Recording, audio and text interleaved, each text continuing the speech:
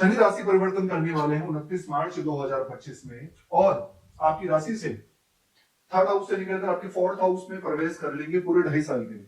यहां आएंगे पूरे 2.5 साल के लिए, और शनि की ढैया शुरू हो जाएगी। इसको ढैया इसलिए बोलते हैं क्योंकि 2.5 साल के लिए लगती है, ठीक है। ढैया शुरू हो जाएगी सबके मन में, जितने भी धनु राशि वाले व्यक्ति हैं सबके मन में एक प्रश्न होता है कि ढैया लगने वाली है, यानी कि अशुभ होने वाला है। सोच के बैठे, ठान के बैठे, मान के बैठे कि ढैया लगने वाली है तो कुछ ना कुछ तो अशुभ होगा। आपने सोच लिया, होगा, क्योंकि आपका मन ही है मन सो जातक, यानी जो इंसान मन में कहता है, सबसे बड़ी बात है कि जीवन में जो चीज हम मानने लग जाते हैं ना, वो चीज होने लग जाती है। हमारा मानना बड़ा मैटर करता है, क्योंकि जो हमारी वाइब्स होती है, जो हमारा ऑरा होता है, हम उसको फील करने लग जाते हैं और वो होता चला जाता है। आप अपने सोच लेंगे शनि की ढैया लग रही है 2.5 साल के लिए, तो ये तो भैया हमारे लिए पनौती है, ये हमारे लिए खराब है। आपने पहले उन चीजों को एक्सेप्ट कर लिया, अभी निकाल देना चाहता हूं सबके मन से, सबके दिल से, सबके दिमाग से वो चीजें, और बताना चाहता हूं कि शनि का महापरिवर्तन आपके लिए रहेगा तो एग्जैक्टली कैसा रहेगा, क्या है, 2.5 साल क्या फल मिलने वाले हैं, शनि कौन से हाउस में आएंगे, कहां पर उनकी दृष्टि पड़ेगी, क्या फल आपको मिलेगा।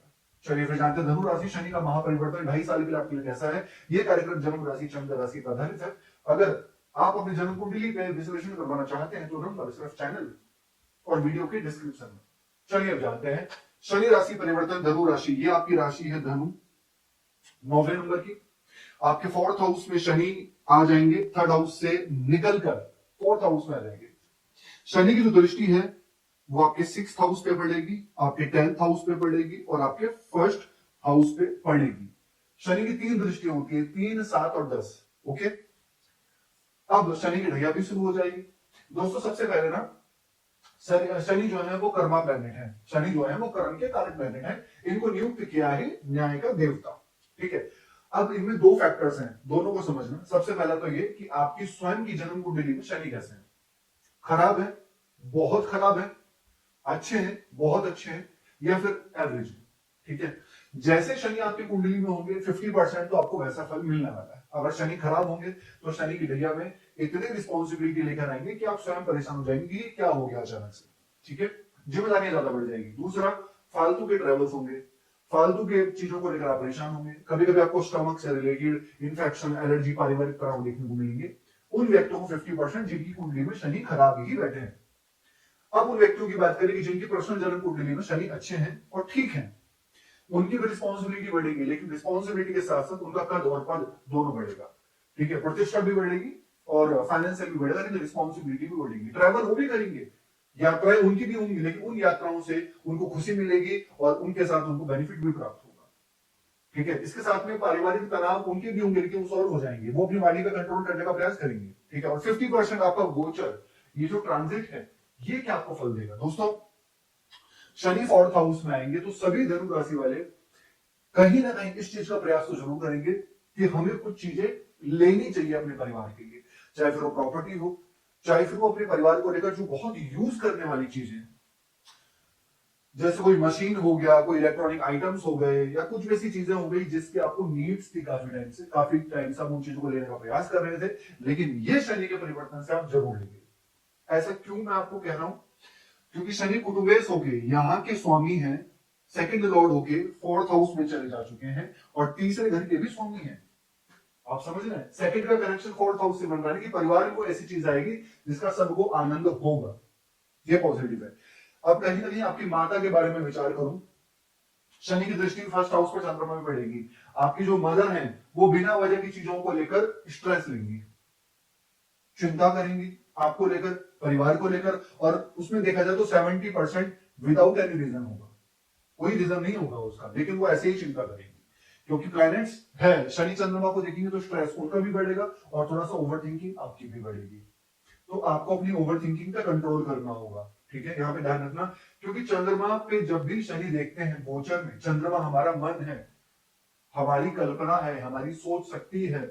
जब भी शनि देखते हैं चंद्रमा को गोचर में तो हमारी ओवर थिंकिंग बढ़ा देते हैं, हमको स्ट्रेस देने का काम करते हैं, वहां आपको कंट्रोल करना होगा, ठीक है। यहाँ पे शनि 4th हाउस में आएंगे तो बिल्कुल चांसेस हैं, पॉसिबिलिटी है कि धनु राशि वाले व्यक्ति कंस्ट्रक्शन का काम चालू करें, धनु राशि वाले व्यक्ति किसी प्रॉपर्टी में डील करें, धनु राशि वाले व्यक्ति किसी बड़ी चीजों में डील करें, इंपोर्ट एक्सपोर्ट का काम करने का स्टार्ट करें, ट्रैवलिंग का, ऑयल एंड गैस का, पेट्रोलियम का, लोहे का, या फिर ऐसी चीजों से रिलेटेड जैसे टेक्निकल हो गया, इलेक्ट्रॉनिकल हो गया, इन चीजों में भी डील करना या इन चीजों से रिलेटेड सीखना, एक्सप्लोर करना, ये चीज आपकी लाइफ में देखा जा सकता है। शनि की दृष्टि आपके छठे घर में है। अगर धनु राशि वाले व्यक्ति कुछ आप लोन लेने का प्रयास कर रहे थे, एज पॉजिटिवली आप लोन लेने का प्रयास कर रहे थे कहीं पर, अपने होम लोन कहीं किसी भी चीज को लेकर, अभी आपको लोन मिल सकता है। इन 2.5 साल के अंदर कोई ना कोई लोन आपका स्टार्ट हो सकता है, चाहे वो बहुत छोटा हो चाहे फिर वो बड़ा हो, लेकिन वो हो सकता है। ठीक है, छोटी चीजों के लिए, बड़ी चीजों के लिए, ये भी दिख रहा है। कुछ ऐसे व्यक्ति हैं इस ढैया में जो कहते हैं ना कि आपके सामने तो अपना बनने का प्रयास कर रहे हैं, लेकिन वही अगर पीछे देखेंगे मुड़कर तो वही व्यक्ति आपको नीचे गिराने का प्रयास करेंगे, लेकिन एक्चुअल में देखा जाए तो गिरा नहीं पाएंगे। इसका रीजन क्यों है? क्योंकि धनु राशि के स्वामी बृहस्पति यहाँ पे बैठ के सीधे यहाँ लिखेंगे फर्स्ट हाउस को। बृहस्पति का 15 मई के बाद बृहस्पति आपको बचाने का कार्य करेंगे, बृहस्पति आपको ब्लेसिंग देंगे और नेम फेम का कार्य करेंगे। यहाँ पर सिर्फ शनि की ढैया तो है, लेकिन बृहस्पति तो अच्छे बैठे हैं यहाँ पे, और आपके राहु भी थर्ड हाउस में चले जाएंगे 18 मई के बाद, वो भी तो अच्छे हैं थर्ड हाउस में। सिर्फ शनि को मत देखिए आप, ठीक है। लेकिन हाँ, ये जरूर है कि पॉलिटिक्स होगी, लेकिन ये डिपेंड करता है कि आप कितना उसमें इन्वॉल्व हो रहे हो। आप तो कहीं इन्वॉल्व नहीं हो रहे हो उसमें, ये ध्यान दीजिएगा। आपको बिल्कुल इन्वॉल्व नहीं होना है, आपको ध्यान देना है अपने कार्य पे, अपने वर्किंग पे, आप क्या कर रहे हैं, सिर्फ ये ध्यान देना है आपको, राइट। अब शनि की 7वीं दृष्टि आपकी यहां पड़ेगी 10th हाउस में। 10th हाउस होता है करियर का, कर्म का, कर्मास का होता है 10th हाउस। भागना नहीं है आपको पीछे, मुड़ना नहीं है आपको पीछे, आगे देखना है। चाहे शनि की ढैया हो, चाहे 7.5 की हो, चाहे किसी भी ग्रह का दुष्प्रभाव हो, आपको अपने कर्म पे फोकस करना है, और यही शनिदेव कहते हैं। कर्म से प्यार करोगे, अच्छे कर्म से प्यार करोगे, तो शनिदेव आपसे प्यार करेंगे। मेरा मानना है प्रैक्टिकल ये है कि कर्म करके, कुछ भी करके, कुंभ जाना या फिर हरिद्वार में गंगा जाना या यहां जाना वहां जाना, मुझे नहीं लगता पर्सनली प्रैक्टिकल की इनसे हमारे कर्म अच्छे हो जाते हैं या फिर हमारे पाप धुल जाते हैं। वो कहते हैं ना, भीष्म पितामह कहते हैं कि जब मैं अपने पाप कर्मों को नहीं बचा पाया, तो आपको क्या लगता है कि आप गंगा जाके अपने पाप कर्मों को बचा सकते हैं? बिल्कुल नहीं। इसलिए अपने कर्मों पर ध्यान दे, कर्म ही पूजा है, ठीक है। अपने कर्मों पर ध्यान दीजिए। इस शनि की ढैया में जितना अच्छे काम करोगे, शनिदेव उतना ही आपको ऊपर पहुंचाने का कार्य करेंगे। 10th हाउस में शनि देखेंगे, रिस्पॉन्सिबिलिटी तो बढ़ेगी, आपकी जिम्मेदारियां बढ़ेंगी। लेकिन मैंने क्या कहा था, अगर आपकी कुंडली में शनि अच्छे हैं, फाइनेंशियली ग्रोथ बहुत अच्छा होने वाला आपको, ठीक है, अच्छा होगा। चंद्रमा पे शनि देखेंगे तो ना, जो चीज आप करना चाहते हो वो चीजें करो। ऐसा ना हो कि आप उन चीजों को लेकर कंफ्यूज हो जाओ, सोचो कि कल कर लूंगा, आलस्य नहीं। क्योंकि जब भी शनि चंद्रमा को देखते हैं, आलस्य बढ़ जाता है। उठना है सुबह 6 बजे, उठ रहे हैं 10-11 बजे, ये बिल्कुल मत करिए। और अपना एक लक्ष्य निर्धारित कर लीजिए आप, क्योंकि उनसे शनिदेव बड़े बड़े प्रश्न होते हैं, जो कहते हैं ना कि सभी चीजों को परफेक्ट तरीके से करते हैं। इतने बजे उठना है, इतना बजे ये करना है, इतना बजे यहाँ ये करना है, जो एक लक्ष्य को निर्धारित कर लेते हैं, उनसे शनिदेव बड़े प्रश्न होते हैं। और जो बिल्कुल कहते हैं कि जो ठान के बैठ जाते हैं कि देखा जाएगा, देखा जाएगा, कल कर लेंगे, परसों कर लेंगे, उनसे शनिदेव प्रश्न नहीं होते हैं, राइट। तो क्या उपाय करने चाहिए आपको?